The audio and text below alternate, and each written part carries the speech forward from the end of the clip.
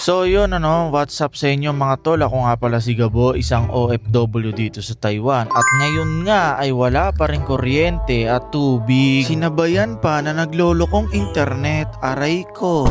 So yun mga tol, bali ang agenda natin ay kukuha tayo ng tubig. Tubig na panligo. Bali ay makikiigib tayo sa may kapitbahay natin. Kung mapapanood nyo nga sa may huli kong vlog, grabe nga pala yung inabot dito sa may lugar ko. Yung bagyong Danas kasi dito tumama sa may bandang Tainan. Literal na sobra yung dinanas namin.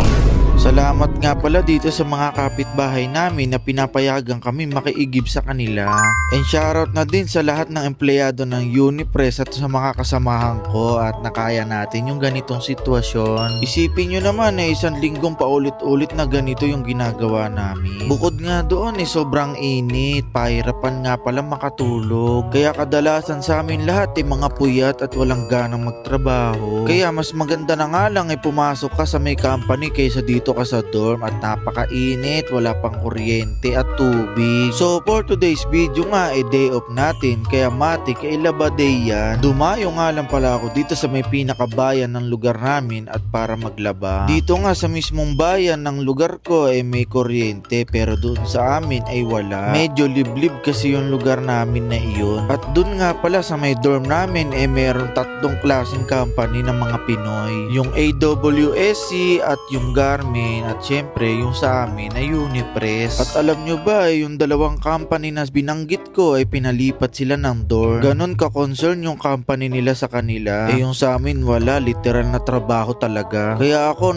sinasabi ko sa inyo, pag natapos na kontrata ko ay talaga di ko sasayangan yung skills ko pagka ganyan yung pamamalakad nyo.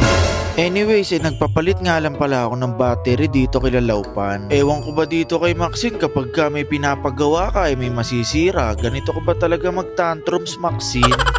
Noong nakaraan lang pinapul PMS kita, tapos ngayon bumigay naman yung battery mo. Ano na naman kaya yung susunod mo sira? Ganyan din ba yung mga motor nyo kapag kami pinagawa kayo may masisira na naman bago? Hindi naman kalayuan yung shop nila Laupan at eto nga nag-dryer na tayo. Galing nga ako ng mahabang pasok neto, kaya eto sandamakmak yung labahin ko. First time ko nga lang din pala maglaba sa mga ganitong laundry. Nagulat nga ako at may kasama ng sabon pala kapag ka maglalaba ka. Kaya isip-isip ko parang mas maganda pa nga na maglaba ka sa mga ganitong laundry. May labahan din naman doon sa may dorm namin, kaso nga lang mas iba pa rin yung naka-laundry ka. So paano mga tol, in-update ko lang kayo at ito nga pala yung nangyari sa akin. Sobrang late na nung vlog na ito pero upload pa rin natin, sayang yung mga clip.